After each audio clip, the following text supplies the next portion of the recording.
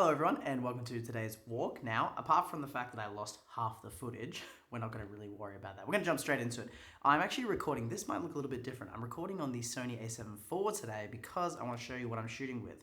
I go out today and I shoot with my Sony a7C Mark I, the original, and it's paired with my Sony 35mm 1.8 prime. This little combo is actually how I got into full frame. I went from my Canon APS-C camera and I switched over to Sony and I picked up these two. And this is what I was rocking for pretty much an entire year of my photography journey. So it's gonna be really fun to get back into using this stuff that I still use quite a lot. It's a dual camera setup for work. But the point is, let's jump down to the street level and enjoy the photos that I caught.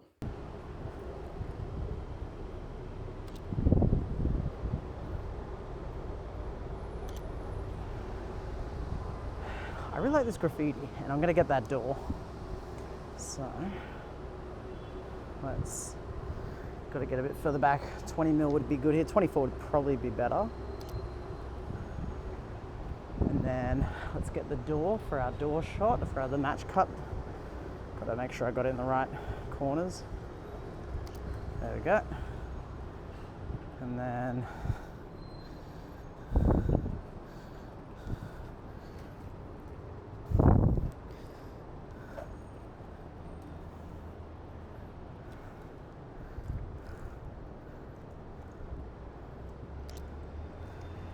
it just captures this whole area that honestly I've actually never been to. There's a truck coming up behind me.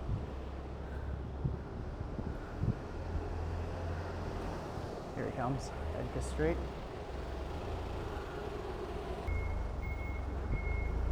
You know what, maybe this. Oh God. Because it captures that whole frame. That might be better.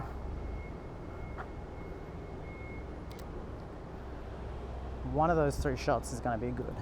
One of them. I wonder what this used to be. Douglas. It's an old street. I'm going to take a photo of that sign too, actually.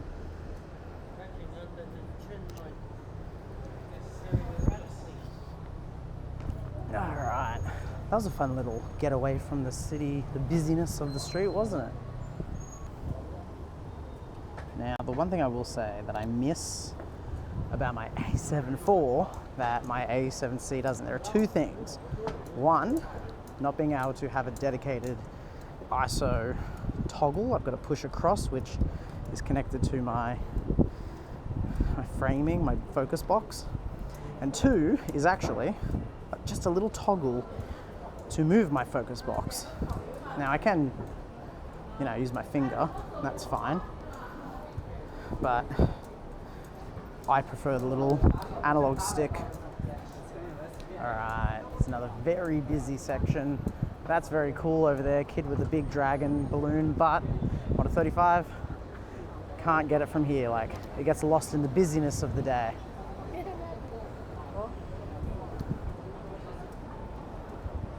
However, when you're over here, all of a sudden, getting photos of anything becomes easier.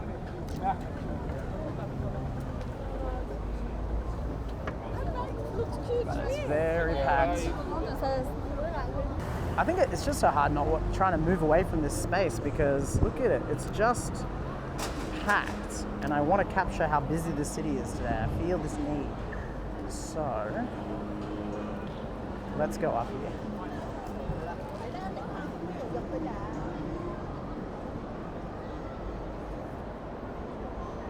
This glass would be great for a reflection shot. Could even just shoot straight through it. This guy could even do something like that. Wow. Blurry, but that's great. I can use that.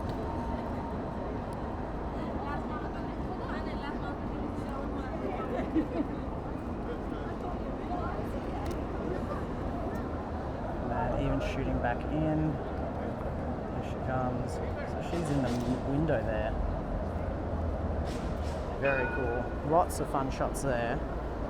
I've really taken a liking to reflection shots in mirrors and water, in windows. I just think they're really interesting and they add this extra layer between your subject.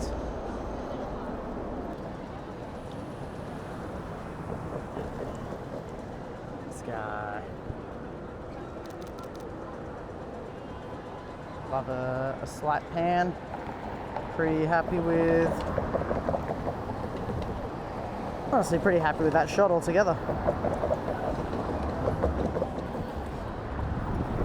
Always get into a habit of recentering your focus if you're using the A7C, because there are times where it'll accidentally end up in a corner because of your nose or you bump it while you're walking.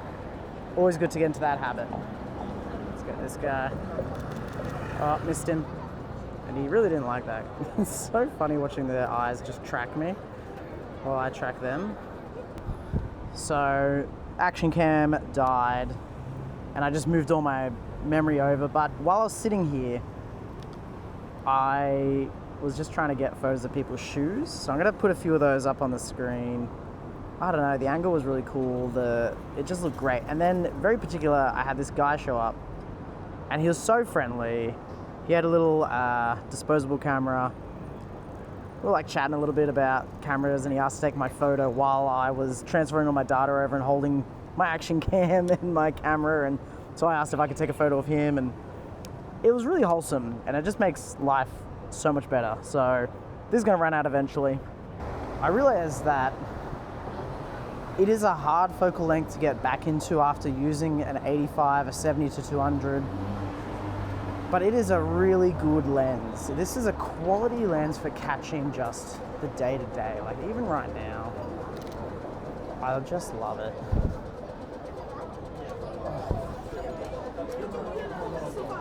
And we've got this great diffused light from this cloud over at the lights here. Oh. So many people looking amazing. And it's just like you capture the scene, and a 35 is so good for capturing the scene. This chick's jacket is so cool. Oh, let's try and get a photo of it.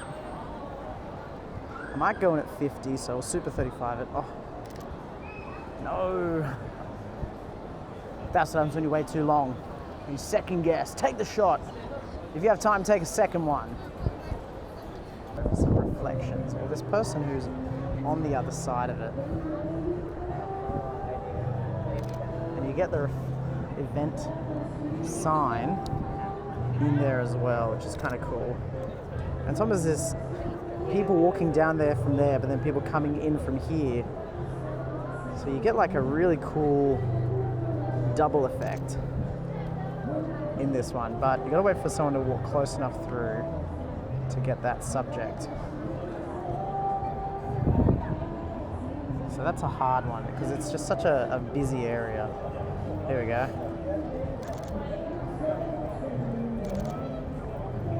That wasn't too bad actually.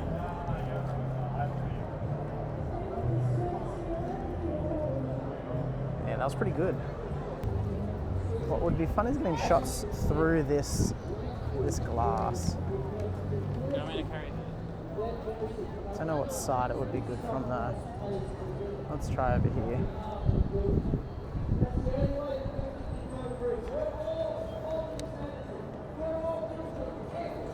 Something like that. That's probably good. Get a reflection. I genuinely thought that the people in that photo were going down the stairs until their feet didn't go downstairs. So I realized, look, they look like they're in there, and they're not. Here comes someone. Oh, right. It's so hard. I've been thinking of telephoto photos for so long that I'm still struggling to come back to that 35. I just think this is a good shot, but is it a good shot on 35? Because in my mind, we punch in, we pull the QVB closer to us. Now, if I pull this camera up and I see that shot, it's not going to be that. It's so far away. Like, there's just something completely different about it. But then with this guy in the foreground, is it not the same? Is it not a good different angle with the QVB in the background? It's good stuff. We are going to wrap it up very soon. My little DJI Action 2 camera is going to die on me. So, but there's beautiful light coming in. Getting people crossing over would be really nice. Before that sun goes, these guys, here we go. Just gonna track them. I think that front-on shot's good. Anything else? Look at it, that sun's come right back. It looks great. What if we go in the shade? Might be able to get that good shot.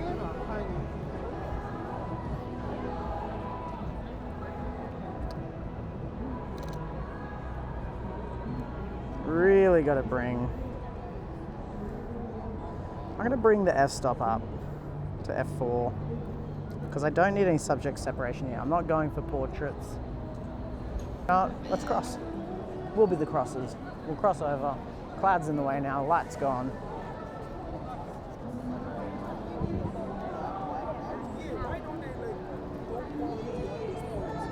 Wowee, what a busy, busy night. Look at these lads.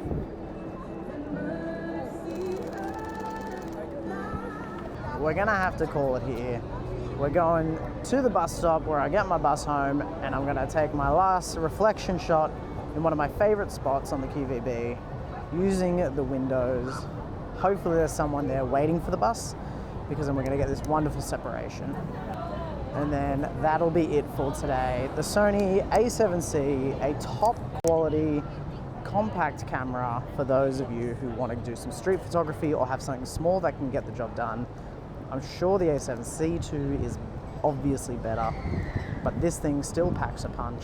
And the Sony 35 1.8, a fantastic lightweight lens. The only other lens that I really want to get is the 1.4, which is obviously bigger, or sacrificing the 1.8 for a 2.5 and getting the 40mm G lens. Here we go. Let's get our last shot of the day. How are we going to do it? He's very shyly in this photo. What if I shot into the window? Maybe not. What if we just do... No. That's probably better. It's pretty good.